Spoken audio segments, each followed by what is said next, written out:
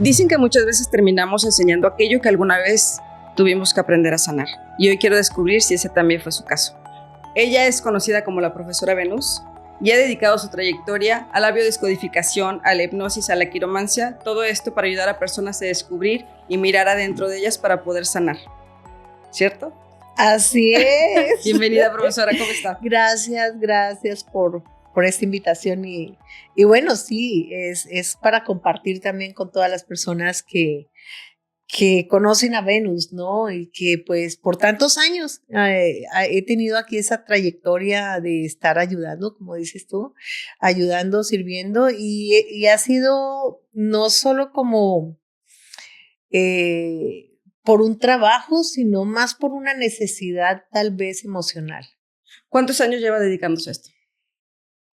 Yo creo que unos 40 y tantos años, o de pronto más, pero no me preguntes eso porque no quiero que sepan mi edad. Ok, corte. No saquen cuentas, no hagan números. Yo he estado haciendo sanación desde muy niña. Una porque me gustaba y otra porque me tocaba. Entonces, ya no sé cuántos años llevo en esto. Justo quiero saber eso. Quiero saber quién es Venus, la mujer. ¿Cuáles son sus heridas? ¿Cuáles son sus historias? Pero que me traigan una caja de pañuelos, porque todos tenemos tantas heridas, tantos recuerdos, tantas cosas que en algún momento dolieron y que uno no está preparado todo el tiempo para sanar, porque uno está muchas veces preparado para, ¿qué te digo? Aguantar, ¿no?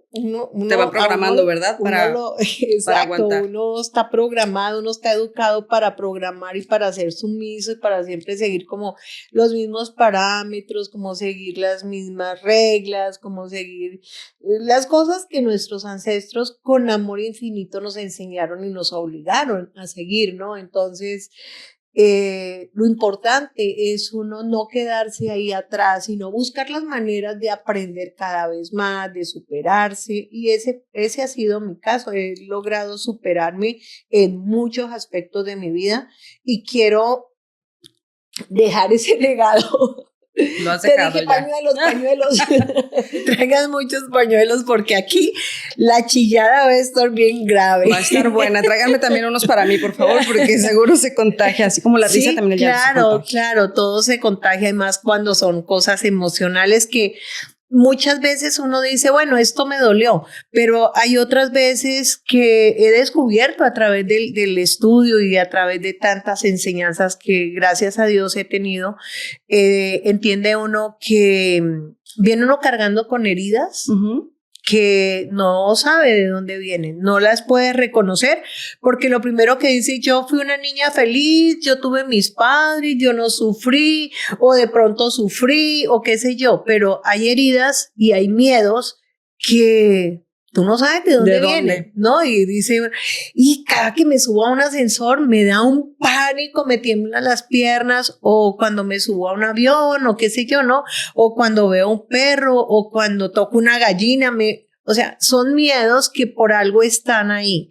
Y esos miedos son transgeneracionales, son de tu bisabuela, tatarabuela, y que tú tienes la misión de venir a sanarlos. Esa es nuestra misión. Yo quiero, justamente hablando de esto, yo quiero saber, de niña, ¿qué recuerdas? ¿Qué historias te marcaron? ¿Cuáles fueron las heridas que has tenido que venir a trabajar ahora de grande? Bueno, yo creo que una de las heridas o de las cosas que yo trabajo y trabajé desde niña es el dar. El dar, pero también la familia, el poner en el primer lugar la familia y después ya doy lo que puedo dar, ¿no? ¿Qué anécdota me puedes platicar acerca de eso? O sea, ¿qué fue lo que te marcó para que tú ahora de grande digas, no, primero yo y mis hijos? Ay, yo te conté algo, no seas chismosa. Es que está aquí, yo quiero que todo el mundo se entere. Porque es muy importante que la gente entienda de dónde vienen esas heridas. O sea, hay cosas tan pequeñas que te marcan para siempre, para cómo vas a reaccionar de grande, cómo vas a vivir tu día a día. Bueno, por amor a mi público lo cuento. Gracias. Algo que siempre quise sanar es, por ejemplo, en mi pueblo. ¿De dónde eres? Yo soy de Colombia, de Pitalito, entonces se celebraba allá, por ejemplo, Semana Santa o la Navidad, y siempre mi papá era muy abundante y era muy generoso. Y ¿a qué se dedicaba tu papá? Mi papá era el tesorero del pueblo. Mi papá era el tesorero y además era el prestamista. Okay. Entonces, como que siempre hubo dinero a mi alrededor. ¿Viviste una infancia abundante? Sí, pero con algunas restricciones que uno a veces no las entiende. Por ejemplo, voy a contar. Una vez yo quería tomarme una Coca-Cola. Eran unas Coca-Colas así chiquitas. Sí, en botella de vidrio. Y yo le pedí a mi mamá y a mi papá que yo quería una Coca-Cola y me decían, no, es que eso es para los ricos. Tú no tienes por qué pensar en tomarse una Coca-Cola, eso es para los ricos. Y justo al frente de mi casa vivía el hombre más rico de todo el pueblo, que era maderero y tenía hijas, y las hijas salían con su Coca-Cola y yo, ay, qué rico, ¿no? Y a veces así como bien fritas porque las metían en agua para que estuvieran bien frías. En ese tiempo, pues tener una nevera o tener un refrigerador, no todos los hogares lo tenían. Y siempre yo vivía como con el deseo de probar una Coca-Cola, hasta que dije un día, no, ya no aguanto más. Y mi papá tenía mucho dinero debajo del colchón, muchas monedas. Yo no conocía el valor de los billetes ni de las monedas, pero yo agarré un poco y me fui para la tienda a comprarme la Coca-Cola, y compré también un pan, un bolillo, y me senté ahí en el andén, pues atrás de mi casa, a tomarme la Coca-Cola, porque yo sabía que estaba haciendo algo que no era debido. Claro. ¿No? Pero yo decía, ¿por qué si las niñas de mi padrino, que era el del frente y era el hombre más rico, por qué ellas pueden y yo no? Claro. Entonces, como que eso fue algo que me marcó y me ayudó muchísimo para ser la persona que soy hoy y también para ser la mamá que he logrado ser.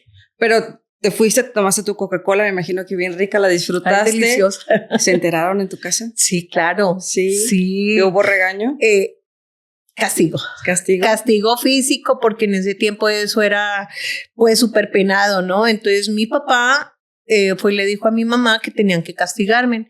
Entonces había teníamos en la cocina, era una estufa de leña, de carbón. Entonces mamá fue y sacó los carbones y me acercó mis manitas. ¿Tú por qué crees que tu papá te decía eso acerca del dinero cuando sí había dinero? O sea, yo creo que ¿tu papá tuvo una infancia precaria? Yo pienso que sí. Nunca hablaron del tema, porque antes tampoco se platicaba mucho. Era lo que los papás decían y no había más. Ni te daban explicaciones, ¿no? Ni por qué, nada. Entonces, como que eso fue una de las cosas que me marcaron, porque yo decía, vivo en abundancia, pero ¿por qué no me puedo tomar una Coca-Cola, ¿no? Que es lo más. Entonces, he tratado siempre de ser mejor mamá y siempre compartir sin poner restricciones, sin poner reglas. Y gracias a Dios, hoy en día pienso que ese castigo, a mí me da tristeza y nostalgia de que era una niña chiquita, tenía yo tal vez unos 8 años, y el castigo es el que más me ha dolido, ¿no? El castigo de poner un niño frente a una hoguera, a quemarle sus manitas, a mí eso me marcó muchísimo. ¿Cuál es la herida que se marca ahí? ¿Es la herida del rechazo, del abandono? ¿Qué es la herida que se marca ahí? Ahí es la herida más grande, es la de la restricción, el no merecimiento. El tú no tienes, el tú no puedes, porque tú, los demás sí, pero tú no puedes. O sea, ¿no? ¿Por qué no? Entonces, pienso que eso fue una de de las heridas que más he tenido que trabajar y de pronto sí me duele recordarlo. Claro. Y me duele es por el castigo, ¿no? El castigo de quemarle las manos a un niño. Y yo sé que mis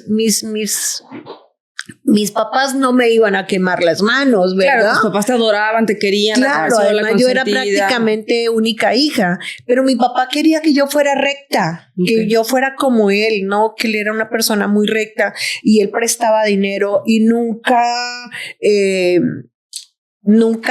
firmaban cheques o letras o qué sé yo, todo era de palabra, porque era una rectitud en la palabra y se honraba y se respetaba la palabra. Y te estaba inculcando eso, que cuando eres niña no lo entiendes, ¿no? Tú nada más solamente ves el castigo, no entiendes el porqué o lo que hay detrás que te quieren enseñar tus papás. Exacto, entonces yo pienso que eso esa herida es la más que he tenido que trabajar y lo he llorado muchísimo por la injusticia. Claro. Por la injusticia de quemar, o sea, de la amenaza, ¿no? De la amenaza de quemarle las manos a una niña. Eso era lo que más y es lo que tal vez yo siempre me llega como un poquito el sufrimiento de esa niña interior que estaba ansiosa de ser niña, de tomarse una Coca-Cola, de ser igual que la niña de al frente, además de disfrutar. El vecino de al frente era mi padrino y era el hombre más rico del pueblo. Entonces, porque yo decía, ¿por qué las hijas de mi padrino sí pueden y yo no? ¿Y la adolescencia? ¿Cómo fue tu adolescencia? ¿Fuiste mamá joven? No, a los 20 años yo pienso que fue la mejor edad para tener a mis hijos.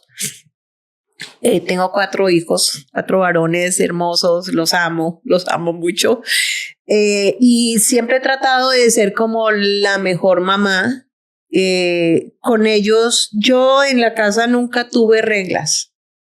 Nunca. Bueno, menos de no tomarte Coca-Cola. No, en mi casa con mis hijos. Oh, ok, tú de mamá ya, ok. Ya de mamá yo no marqué reglas. Marqué respeto y el merecimiento de cada quien. Pero reglas no. Como muchas personas de pronto, es que me llegas a tal hora o es que aquí no se come o bueno... hay muchas reglas que a veces lastima a uno a las personas sin darse cuenta.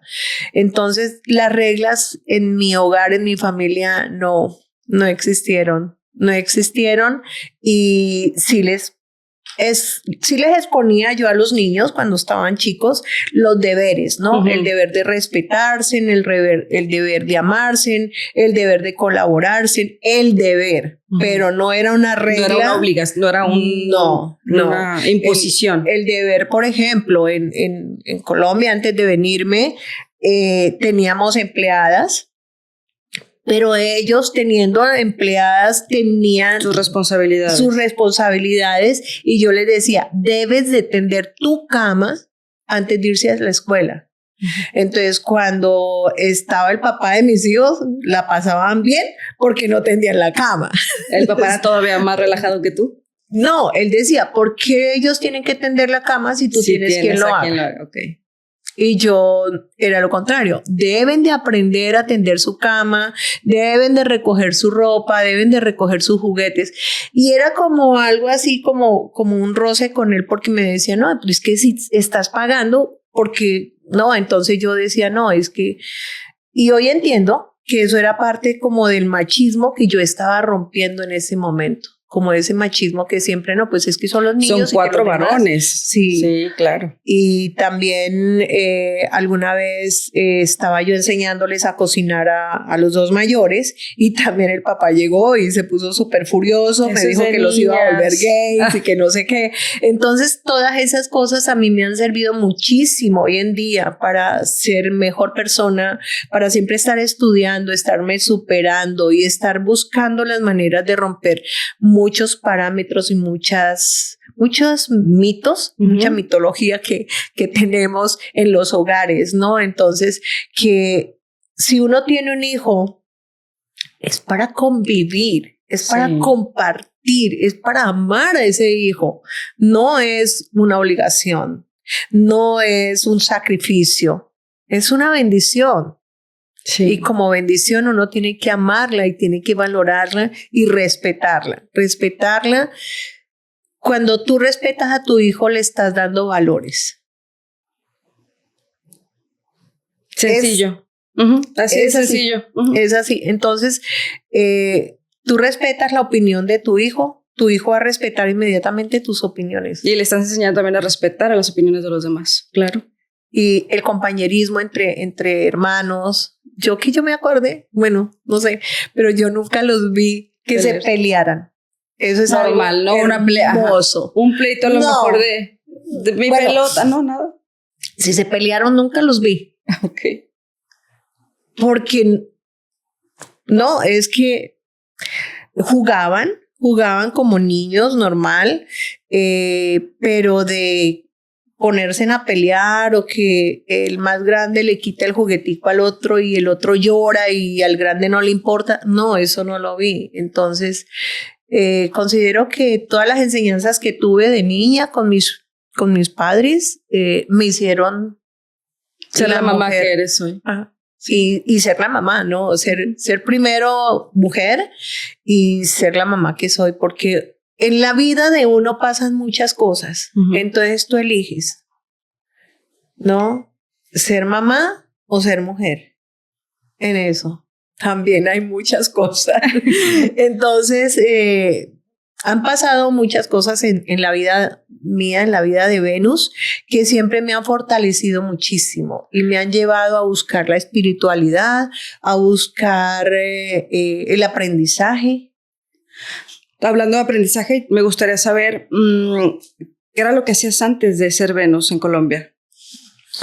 Bueno, antes de ser Venus, en Colombia, es que siempre he sido Venus. No bueno, puedo ser esta mujer que ayuda a otras personas a sanar. Bueno, a salirme del closet. ¿Cómo fue eso? Estuve joven, tuve mis hijos, empecé a estudiar medicina y tuve la oportunidad de tener una empresa que se creció y no supe ni cómo, pero fue, o sea... ¿Empresa de qué? Empresa de productos naturales. Okay. Entonces, formé 14 clínicas a nivel nacional y tuve 300 empleados, 300 médicos a mi cargo. ¿A tu corta edad de 25, 26 años más o menos tenía. Ajá, entonces como que y desde muy niña, la verdad, yo he sido muy emprendedora, muy trabajadora. No han habido obstáculos que digamos yo me rinda. Que te frenen. No, entre más hay obstáculos que me frenen, yo más busco las maneras de poder superar ese obstáculo. Entonces siempre he tenido dinero desde niña, siempre he tenido la oportunidad de crecer, de estudiar, de salir adelante y lo que me frena, yo voy a ver por qué me frena y en dónde está el freno y lo tengo que quitar. He sido muy terca en ese sentido, he sido muy, como te dijera, como emprendedora, pero al mismo tiempo... Las metas a mí nadie me las quita. Una berraca, como dicen en Colombia. Exactamente. Oye, ¿y cómo es que llegas a California? ¿Cómo es que llegas a Estados Unidos? Bueno, llegué aquí a Estados Unidos porque tuvimos 2 secuestros. En uno nos liberó Andrés Pastrana, que era el presidente en ese momento, y estuvimos ahí secuestrados por una semana. ¿Tú y tu familia o quiénes? Estuve secuestrada junto con un equipo de bicicrossistas, deportistas que hacíamos BMX y en ese tiempo yo estaba corriendo BMX y lo empecé a hacer porque mis niños les gustaba el ciclismo, a mí me encantaba, entonces abrieron una pista y empezamos a hacer ciclismo, el BMX y yo decidí entrar al bicicross, empezar a hacer BMX con ellos, porque yo quería saber qué se siente ganar, qué se siente en una derrota, qué se siente perder y qué se siente ganar. Porque nosotras como mamás en el equipo, todas las mamás nos sentábamos en la gradería a hablar de los mismos hijos, Del marido. del esposo, de la familia. ¿De qué vas a cocinar mañana? Y no se salía del tema. Uh-huh. Entonces a mí me parecía que estábamos perdiendo tiempo para convivir con nuestros hijos, porque no era solo llevarlos a la pista y que corran y que hagan lo que tengan que hacer, mientras que estaban todas las mamás ahí, ¿no? Entonces empecé yo a correr y me criticaron mucho. Me decían que cómo me iba a atrever yo a correr con hombres. ¿Las otras mamás te criticaban? Las mamás y los papás y todo el mundo. Todo el mundo. ¿Cómo vas a correr? Y tú crees, eso es para hombres, eso es para machos, eso es para berracos y no sé qué, ¿no? Andar en bicicletas para berracos. Entonces, es que la pista, es que el BMX es pista. Ajá. Y hay muchos obstáculos donde uno tiene que saltarlos, okay. ¿No? ¿Pero había más mujeres o ibas a ser la única o porque yo en ese momento era la única mujer que estaba corriendo, fui la única que empecé a correr con hombres. Okay. De hecho, corrí panamericanos y continentales, pero los mismos hombres cuando estábamos en el partidor me decían, ¿y no tienes miedo? Te voy a hacer comer tierra. Y yo, ok. Tranquilo, ajá, relajado. Entonces, entre ellos, como yo era la única mujer, entonces, por ejemplo, en los continentales estaba Chile, Perú, Argentina, entre ellos eran a echarse en pues codo y a ver cómo se ganaban del uno al otro.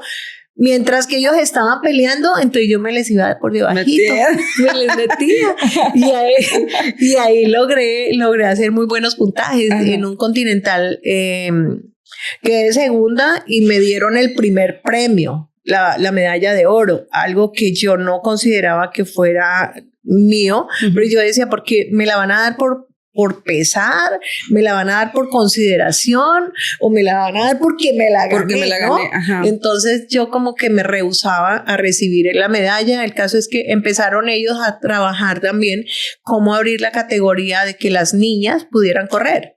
Yeah. Abrieron finalmente la categoría, pero para esto yo armé un grupo de mami crossistas. Éramos ocho mamás. De las niñas que estaban ahí. Sí, a todas las bajé de la grada. Que te criticaron al principio. A todas las bajé de la grada y yo les decía, vamos a hacer ejercicio. Entonces ajá. Llegábamos, dejábamos los niños en la pista y empezábamos a hacer ejercicio, que a estirar, que no sé qué. Y yo era la que ahí estaba. Tú eres la coach, la entrenadora. La entrenadora, imagínate. Y ya empezaba yo a entender y siempre me gustó mucho lo de las bicicletas. Entonces empezaba también a explicarles a ellas y a mirar cómo podíamos tener las bicicletas a nuestras medidas, cómo ir mejorando todo. Ir mejorando, sí, el tema de los platos, del pedal, de las bielas, de todo esto, ¿no? De la caña y cómo tenía que ir. Bueno, todas estas cosas que uno va aprendiendo, uh-huh. Y yo ya las había aprendido con mis hijos. Okay. Y entonces cuando yo empecé a correr, los entrenadores eran mis hijos y ellos me enseñaban. El mayor tenía 9 años. El otro tenía 9 años y te enseñaba ya. Y ya me enseñaban. Wow. Mami, haz esto, mami, por aquí. Mami, pásalo por aquí. Y ellos me entrenaban a mí. Y yo era feliz. Yo pienso que fue una de las mejores etapas de mi vida. Compartir con tus hijos. Compartir con los niños, entender, porque muchas veces en la pista cuando se gana, llega uno y pues si el niño no hizo el desempeño que se tenía que hacer, el papá o la mamá le decían estúpido, pero si lo podías hacer, pero ¿en qué estabas pensando? ¿Pero por qué no lo hiciste? Oye, solo uno cuando está en los zapatos entiende cuánto te talla. Claro. Entonces, no, y aparte son niños. Pero eso pasaba. Sí, eso pasa todavía hasta la fecha. Tuve una anécdota terrible con un niño que corría con el menor de mis hijos.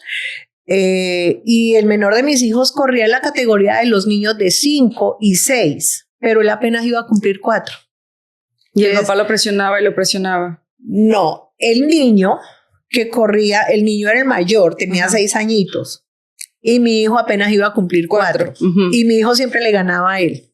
Entonces, eran hijos de una familia muy, muy nombrada, muy aristocrática, pero ellos no querían aceptar que el niño tenía problemas. Entonces, cuando íbamos por la pista, cuando los niños iban por la pista, mi hijo iba agachadito dándole, porque yo le decía, yo siempre les he inculcado, no quites tu mentalidad de lo que quieres, no quites el ojo del renglón, no quites el dedo del renglón, no quites la mirada. Entonces, mientras que el otro niño iba por las graderías pues contento, mirando que todo el mundo le aplaudía, pero le aplaudían era para que le diera, para que pasara, claro, no claro. para que no dejara de pedalear. El niño no, el niño lo entendía como que fuera un homenaje para él. Entonces el niño iba pues de paseo, ¿no? Chévere.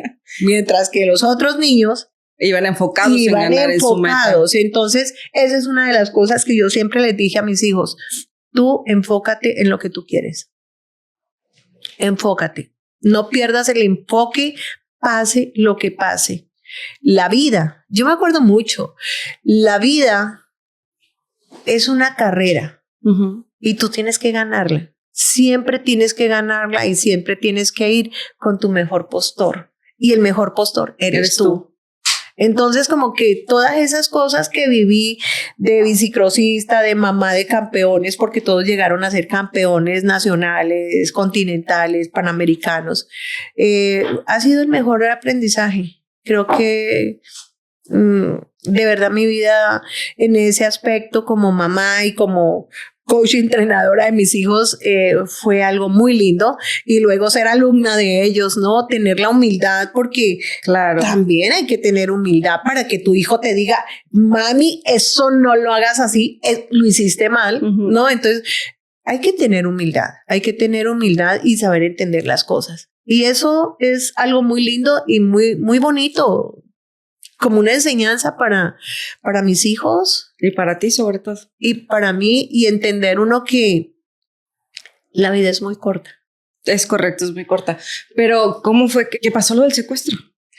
Bueno, nosotros acabábamos de correr, eso fue el 10 de mayo, el Día de las Madres.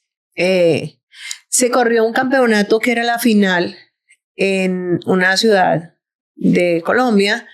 Y a mí me acababan de nombrar la mujer del año, me acaban de nombrar como la única mujer que corría, abrieron la categoría de las mujeres, y hubo muchos. O sea, tu nombre era muy sonado en ese momento. Sí, entonces. En ese momento, sí. Además también pues me estaba yendo muy bien con mi negocio. Entonces tenía muchas razones por el cual ser muy reconocida.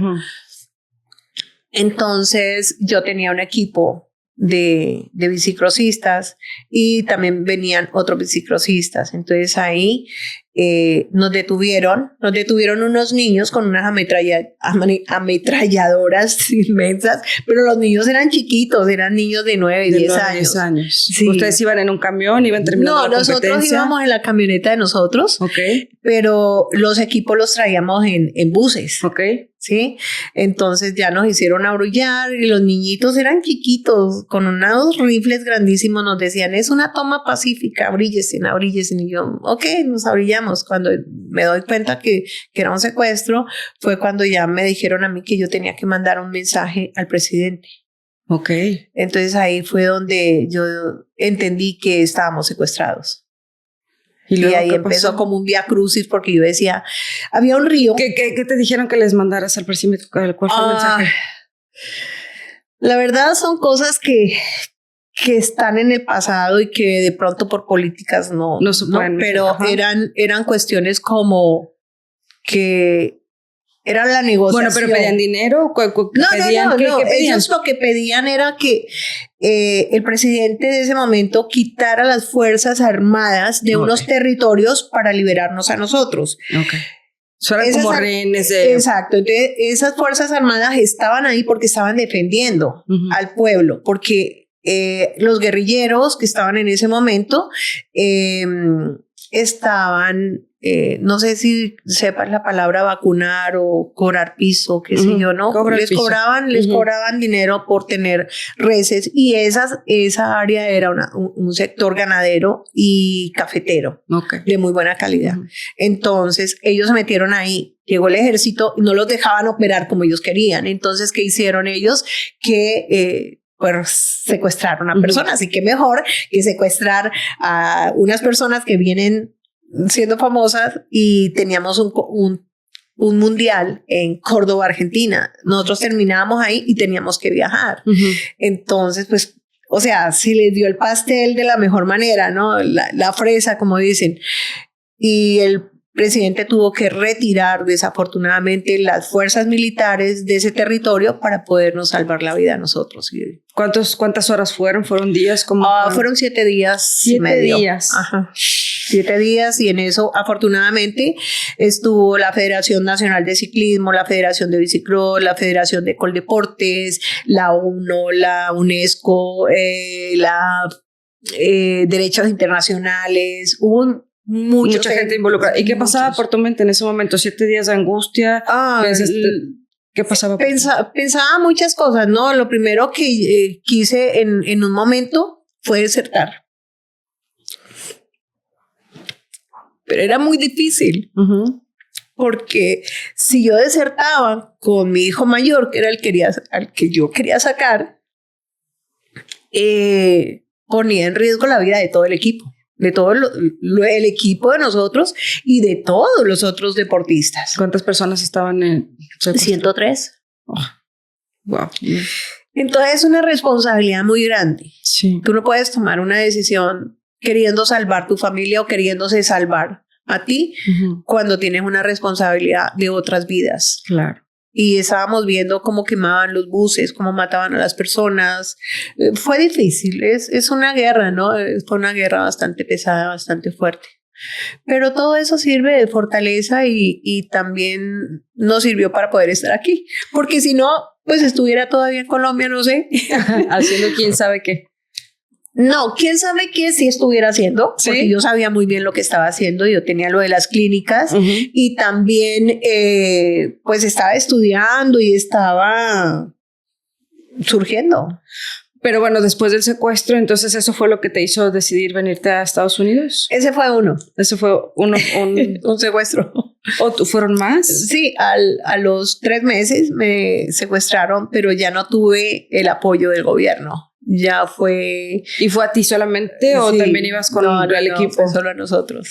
Fue solo a nosotros, solo a la familia. ¿Ibas tú, tu esposo, tus hijos? No, estábamos todos, pero llegaron a la oficina donde yo estaba trabajando y me pusieron una ametralladora encima del escritorio y me dijeron que tenía que firmar unos documentos que eran 3 edificios que tenía y unas cuentas bancarias. Me estaba yendo muy bien. A mí me decían algunos que yo era la reimida, porque todo lo que tocaba lo hacía oro, ¿no? Me iba muy bien en todo, gracias a Dios. Siempre el enfoque. Tu meta era eso. Sí, creo que ese ha sido mi talismán, mi imán para el dinero, para surgir, para alcanzar mis metas, para salir adelante, es el enfoque. Yo quise empezar a estudiar medicina, me desenfoqué porque me embaracé y me dio bronquitis, entonces ahí quedó la carrera, entonces ahí perdí el enfoque. Claro. Entonces sigo reafirmando de que todos los seres humanos tenemos las mismas oportunidades. La misma capacidad. Las mismas oportunidades, sea como sea, tenemos las mismas oportunidades, pero a veces perdemos el enfoque porque querer estar aquí físicamente, pero de pronto tu mente, tu corazón está en tu país o está en tu pueblo o está con tu familia, ¿no? Entonces eso te hace perder el enfoque y hay una situación que, se quiera o no, existe, claro, que es la energía. Bueno, entonces, sin perder el enfoque, porque yo me quedé cuando llegó el de la metralleta y luego firmaste. Claro, se tenía que firmar. O sea, ¿eran tus propiedades o tu vida? ¿Qué quieres? No, la vida. Okay. Y entonces, ¿eso te hizo ahora sí venirte a Estados Unidos? Sí, no, ahí fue donde ya yo toqué fondo y dije, no, ya no más, esto no tengo por qué estar yo viviendo esto, tus hijos, tu familia y todo, ¿no? Además la persecución que teníamos en los carros, a donde íbamos, ellos sabían todo de nosotros, todo, íntegramente todo. Ellos tenían un cronograma completamente de toda la familia. Entonces, yo pensaba que no valía la pena. No valía la pena seguir uno ahí, ¿no? Y pues ya me había vuelto muy conocida y entonces ya decidí cambiar el rumbo, llegar a Estados Unidos y enfocarme nuevamente en crear una nueva empresa, en seguir estudiando, seguir capacitando a mis hijos. Gracias a Dios, hoy en día todos son profesionales con máster en diferentes carreras. Entonces, pienso que la vida te da oportunidades y hay que aprovecharlas. Y cuando tú tienes ese enfoque de aprovechar, está todo bien. ¿Y aquí es donde nace la profesora Venus en Estados Unidos? No, la profesora Venus nació en Colombia hace muchos años, porque siempre me gustó siempre la sanación. Yo desde muy niña era sanadora sin saberlo. Ok. Y también me obligaban a que fuera sanadora. Había una señora, sí, ¿cómo así? Había una señora, una vecina que le daban migrañas. Ajá. Sufría de unos dolores de cabeza fuerte. Por tomar tanta Coca-Cola.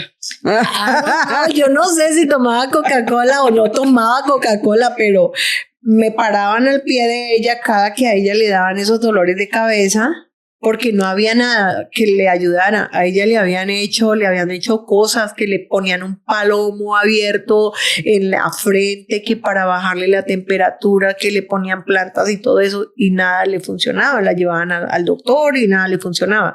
Entonces siempre me ponían ahí parada. ¿Quién te ponía? ¿Tu mamá? Mi mamá. ¿Tu mamá? Mi mamá me ponía ahí parada, al pie, poniendo las manos en su cabeza. Y la señora se dormía. Y ya cuando la señora se dormía, creo yo, como no sé cuánto tiempo, la verdad yo no me acuerdo, estaba muy chiquita, me retiraban, me lavaban las manos con agua de ruda, con agua de rosas, y mi mamá hacía ahí unas cosas. Mi mamá no era chamánica ni nada, pero tenía conocimientos de muchas sanaciones, no sé, la verdad, porque me hubiera gustado poder hablar con ellos ampliamente, pero en esos tiempos tú no tienes que preguntar, ajá, tú cállate preguntes. Y punto, ¿no? Pero eso pasaba, me lavaban mis manos y ya, me dejaban ir a jugar, y la señora el otro día andaba tranquila, como si nada. Entonces, desde ahí yo considero que yo era sanadora, ¿no? Porque... También con los animalitos, ¿no? Me contabas hace rato que... Ay, te digo, no te vuelvo a contar no, pues. nada. No te vuelvo a contar nada en privado. Sí, también un lorito se cayó y se partió una patica. Entonces yo con palitos de caña, porque era lo único que tenía, yo no tenía herramientas, no tenía nada, ni tenía visión ni nada, pero yo le ponía ahí y le decía, sana que sana, colita de rana, si no le sana hoy, le sanará mañana, porque era lo que mi mamá me había enseñado. A mí, yo me caía, me rompía las rodillas, mi mamá llegaba. Y sí servía. Claro. El besito de mamá. Porque eso es kinesiología. Hoy en día ya lo entendí, ya entendí que como el Reiki, cómo funciona, y más cuando lo hace uno de corazón y lo hace uno ampliamente, funciona. Y hoy he tenido la oportunidad de sanar hasta cánceres. Bueno, no de sanarlo directamente, pero de poner toda mi energía para que las personas puedan hacer ese milagro. Entonces, eso es bonito, y es algo que se nace, es algo que no lo aprendes fácilmente. Bueno, el Reiki, tú puedes aprender las técnicas, pero tu energía, tu vibración, tus conocimientos internos, si esa ya la traes, no eso se ya aprende. Están ahí, ¿no? Entonces, por eso digo que siempre he sido sanadora. Una vez tenía como 25 años, tal vez, fuimos a un veterinario y estaban haciendo unos pollitos. Entonces yo me quedé mirándolos y me pareció curioso decirle al señor que si me podía vender los pollitos, que qué eran. Y me dijo, es que se acabó de morir la pata. Es una pata y se acabó de morir, y esos polluelos todos se van a morir. Se van a morir. Le dije yo, ay no, regáleme, yo los voy a cuidar, yo te juro que los voy a cuidar, ¿no? Y yo con el amor de tener a a los patitos. Es que sí. estaban empezando a salir Ajá. y todos los cascarones estaban ahí y estaban todos rojitos, feitos, Todos feos, pero sí. los veía yo lindos, ¿no? Ajá. Entonces fue un fin de semana largo, de viernes, sábado, domingo y lunes festivo, y yo dije, no, yo los voy a cuidar en este fin de semana. El señor me los echó en una bolsa y me dijo, Ten. Ajá. suerte. Ajá. No. Se van a morir. Me los llevé, me subí al carro y de una vez me los eché en el pecho. Mi pecho es sanador. El los calor puse en el pecho y me acosté como a empollarlos, pues, Ajá. ¿no? La pata se murió, pero quedé yo y me quedé con ellos todo el fin de semana y ya empezaron ellos a moverse, a tener más fuercita y ya empecé a darles suero con pues, un gotero. Su pico no era duro, su pico era una pielecita. Estaban muy tiernitos. Primíparos, ¿no? Muy. Entonces empecé a darles así y el caso fue que se salvaron y como a los 15 días eran un poco de patos corriendo por toda la casa, ¿no? Por todos y lados. Haciéndose por todo lado. El caso fue que crecieron y yo metí a mis hijos a bañar en la bañera y tenían una tina y ahí metía yo los patos. Y los niños eran bien felices bañándose con sus patos, ¿no? Ya crecieron y me dice el papá de mis hijos, o saca los patos o me voy. Y yo decía internamente, pues vete. Yo hubiera hecho que te vaya bien. No. Pues son mentalidades, ¿verdad? Son cosas que uno dice de momento. El caso es que los bajé al jardín y los paticos en una semana acabaron con todo el jardín. Con todas tus plantas. Tenía yo como compadre un coronel de la policía y él todos los días llegaba a tomarse un tinto. Un tinto para nosotros es un café clarito, muy clarito, como teñidito nada más, pero él lo quería con veneno. El veneno era un aguardiente. El piquetico, como dicen, ¿no? Entonces, él pasaba todos los días. Antes de ir a su lugar de trabajo, él pasaba y me pedía el tintico. Ese día llegó y yo estaba súper enojada con los patos porque habían acabado todo el jardín. Y me dijo, comadre, no sufra. Métalos a la cárcel. Y le dije yo, ay, compadre, porque él era muy chistoso, ¿no? Ya falleció también. Él era muy chistoso y le dije, pero ¿cómo los voy a meter a la cárcel? Me dijo, espérate, llama una patrulla y que vengan y se los lleven a la cárcel. Y yo me quedé como sorprendida. Yo creí que era una broma, ¿no? O que se los iban a comer. Sí, pero estaban así y eran amarillitos, todos así, todos, y eran bien lindos, o sea, ni modo de pensar que van a hacer algo malo con esos animales tan bellos, ¿no? Tan lindos, y sus caritas y todo, es que eran divinos, eran una tuquería.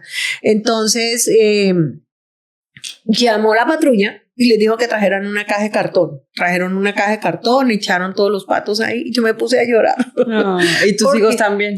No estaban. Ellos estaban estudiando. Entonces ya el compadre se llevó mis patos a la cárcel. Y yo no recordaba bien que él era el jefe de la cárcel de la policía. Entonces se llevó los patos para esa cárcel, que era en otra ciudad.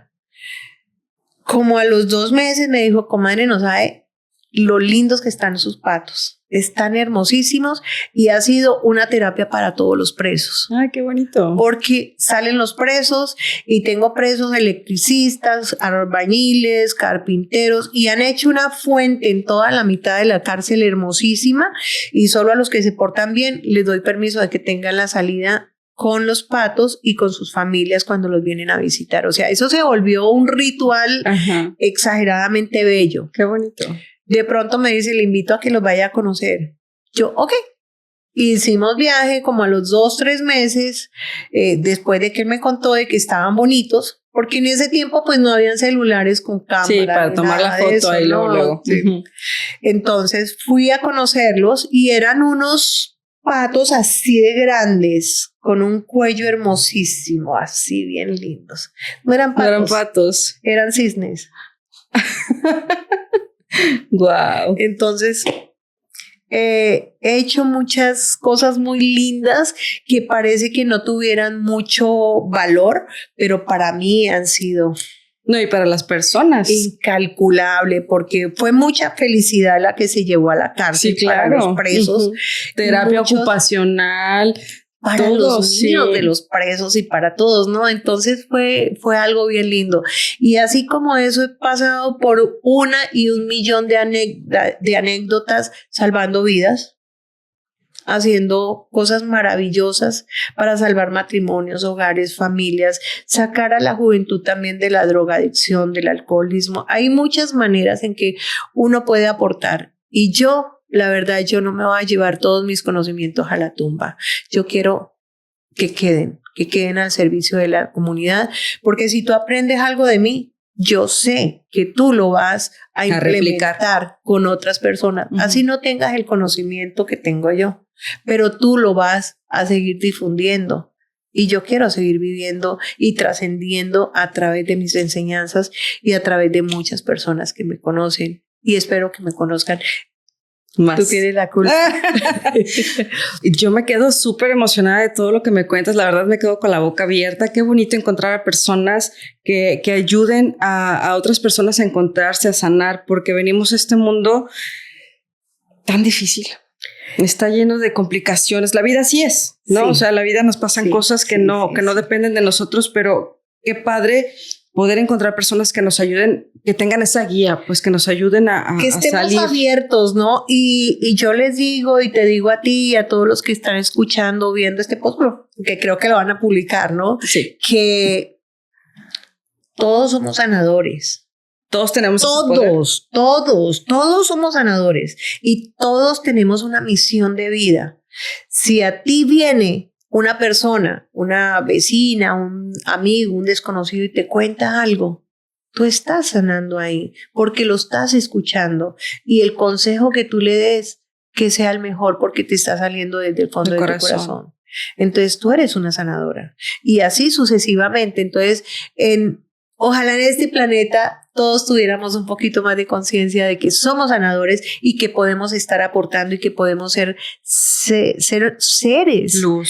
Luz para muchas personas. No, y me quedo con lo que dijiste, que primero tu familia. Qué importante es que las personas que tenemos en corto, porque luego mucha gente dice, no, yo no voy a hacer diferencia porque ¿quién soy yo? No, si haces diferencia con tus hijos, claro, con tu vecino, con la persona que te atiende en el supermercado. Bueno, y siempre poniendo prioridad a tu familia, porque lo que me pasó a mí cuando niña, bueno, yo no sé cuánto tiempo ya llevamos de esta charla, que ya está muy grande. Pero está muy interesante. El darle privilegio a un amigo, a un pariente, y sacar a tus hijos de la cama, de su hábitat, para darle cabida a alguien más, a otra persona que de aquí a mañana ni te saluda, claro, de aquí a mañana te viene siendo tu enemigo. Entonces ahí también yo tuve mucha enseñanza con mis padres, gracias a Dios, que ellos hicieron eso para yo entenderlo, ¿no? Si ellos no lo hubieran hecho, yo no lo hubiera aprendido y no estuviera aquí.